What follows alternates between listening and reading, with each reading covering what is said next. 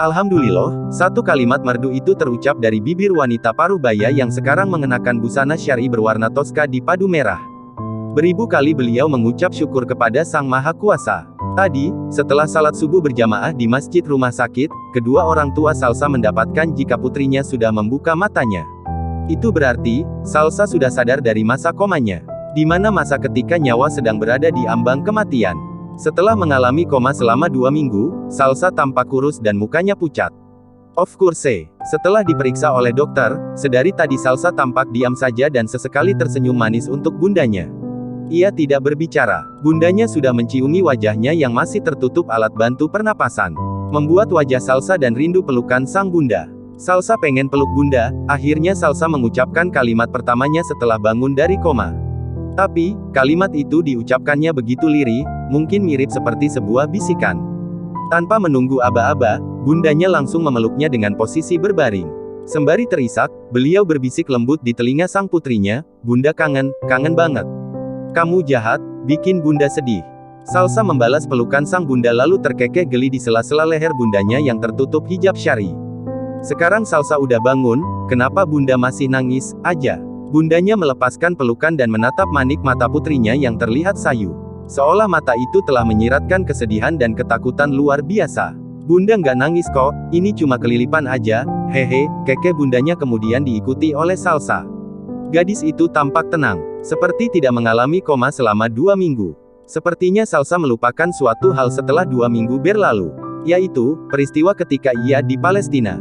Salsa bukannya tidak ingat, karena hatinya masih belum siap menerima kabar tentang kejadian mengerikan yang hampir saja merenggut nyawanya. Apalagi mendengar kabar tentang teman-teman baiknya ketika menjadi relawan di sana. Sekali lagi ia belum siap menerima kabar baik maupun buruk yang ia terima tentang teman-temannya. Bagaimanakah nasib teman-temannya saat ini? Hingga pintu terketuk dan menampilkan sesosok bertubuh atletis. Otot-otot keras yang dibungkus oleh kaos polo berwarna hitam putih telah menyulap pria tampan yang sudah berumur seperti seorang remaja 17 tahun.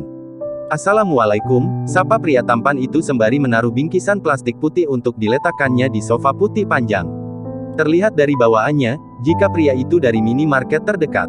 "Waalaikumsalam, Ga." Bunda Salsa menjauh dari Salsa ketika Dirga mendekati ranjangnya. Salsa bingung dengan semua ini. Seperti ada sesuatu yang mengganjal. "Bunda tinggal dulu ya, Sal." "Assalamualaikum," kata bundanya yang membuat Salsa terkejut. Bagaimana mungkin bundanya meninggalkan dirinya berduaan di dalam ruangan dengan pria yang jelas bukan mahramnya? Mulut Salsa seolah bungkam tak mampu mengucapkan apa-apa, karena terlalu fokus mencerna hal yang terjadi saat ini. Bahkan salam bundanya tidak dijawabnya, sehingga Dirgalah yang menjawabnya. Pria itu melihat Salsa yang tampak tertegun.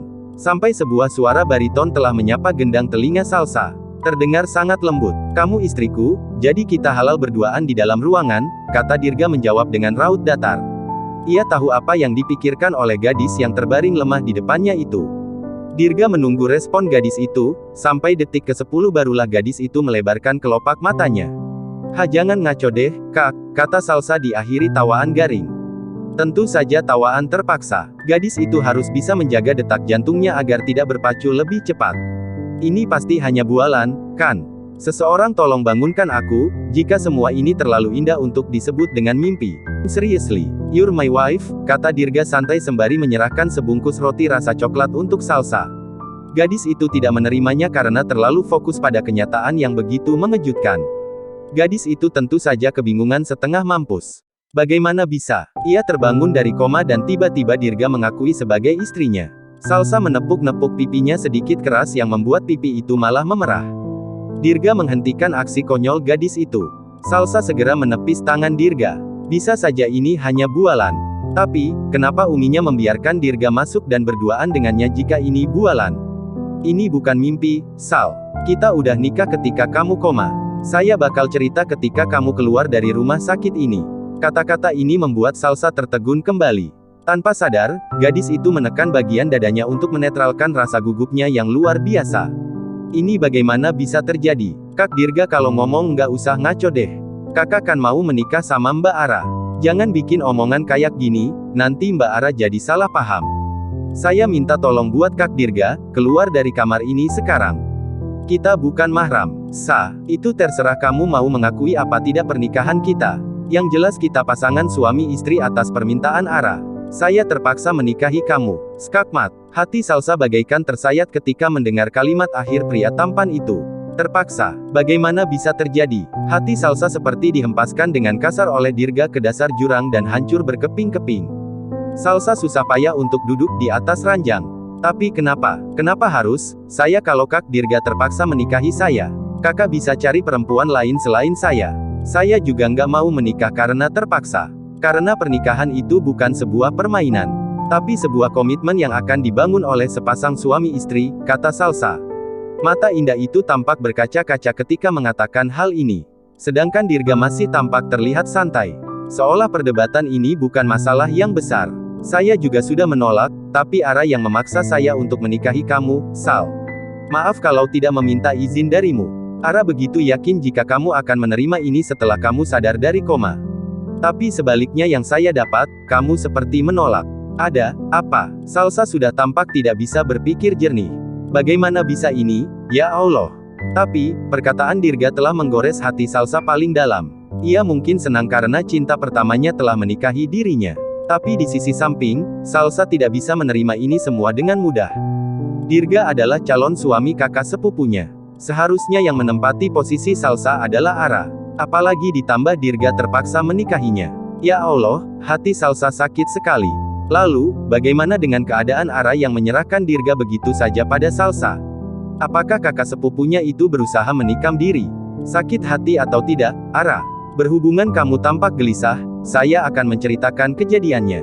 Tapi syaratnya, jangan memutus perkataan saya dan dengarkan sampai selesai. Salsa mengangguk sembari berusaha menghalau air mata yang akan merembes keluar. Tepat, minggu lalu sebelum Salsa sadar dari koma. Ara buang benda itu, teriak salah satu pria parubaya, ayah Ara. Beliau terlihat begitu panik ketika putrinya membawa pisau lipat yang akan digoreskan pada lehernya sendiri. Nggak akan, Pah. Sebelum Dirga menikahi Salsa, Ara nggak akan buang pisau ini. Dirga harus menikah dengan Salsa. Teriak Ara frustasi. Gadis itu sudah menangis sedari tadi. Ini memang tindakan bodoh Ara agar calon suaminya menikahi Ara. Tentu saja beribu jarum menusuk ulu hatinya dengan kejam. Luka yang tak berdarah. Melepaskan seseorang yang kita sayang sangat berat. Tapi, Ara harus melakukan semua ini demi kebaikan Dirga dan dirinya. Hei, apa yang kamu katakan? Ayo buang. Apa yang membuatmu seperti ini, Ra? Ingat, Allah nggak suka sama orang yang membunuh dirinya sendiri. Ingat Allah, Ra, kata ayahnya. Pria parubaya itu sudah akan mendekat ke arah putrinya, tapi Ara mengancam jika mendekat ia akan segera menggores tangannya sendiri. Hingga pintu terbuka secara tiba-tiba. Dirga menatap gadisnya panik. Ara, panggil Dirga lirih. Pria itu sehabis tugas langsung mendatangi gadisnya yang tiba-tiba memberontak. Alhasil dengan memakai seragam kebanggaannya, Dirga segera menuju rumah sakit tempat Ara dirawat karena gadis itu sehabis kecelakaan. Kamu harus nikah sama Salsa. Kalau enggak, aku bakal bunuh diri. Teriak Ara. Tentu saja Dirga terkejut. Dirga mendekat tapi Ara lebih dulu mengancam dan langsung menggores sedikit kulitnya.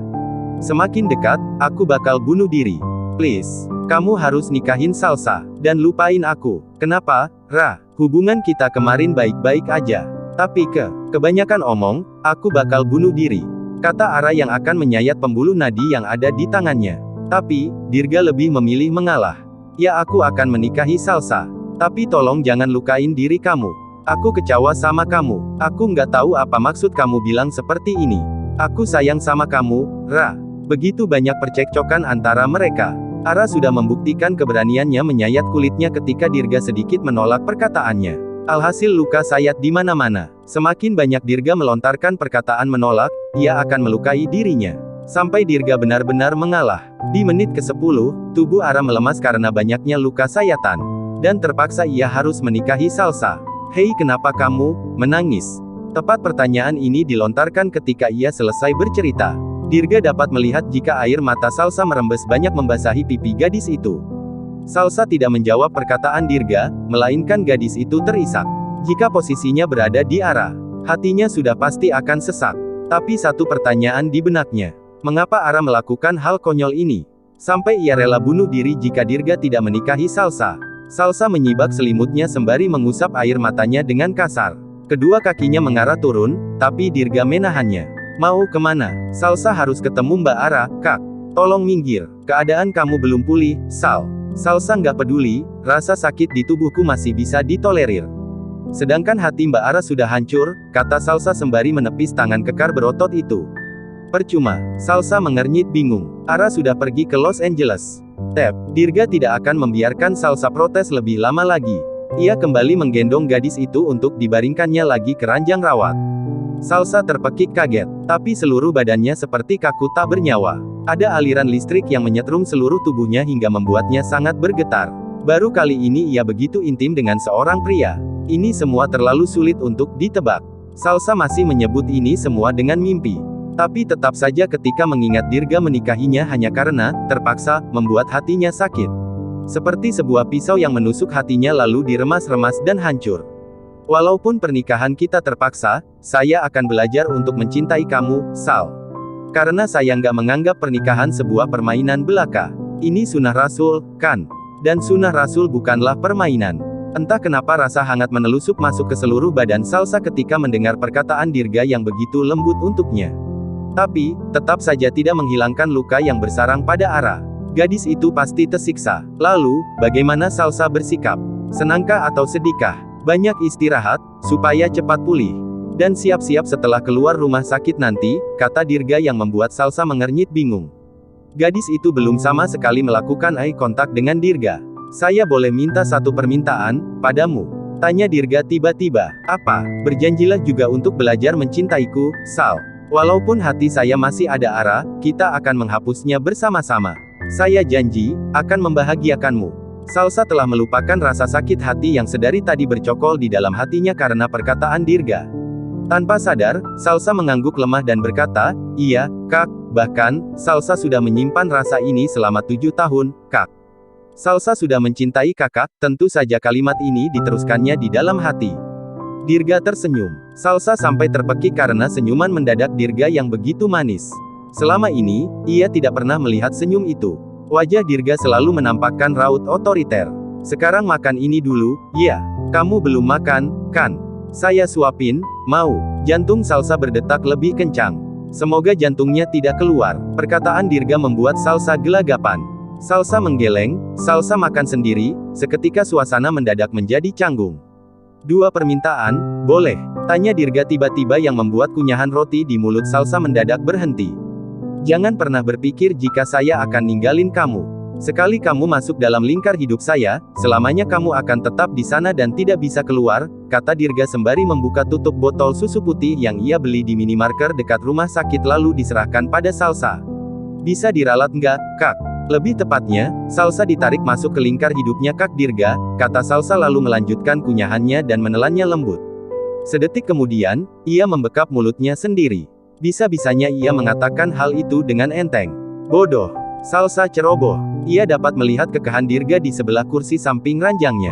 Pipi Salsa sudah memerah karena malu. Dapat keberanian dari mana tadi dirinya? Pipi kamu merah, Sal. Masya Allah, gergaji mesin mana sih?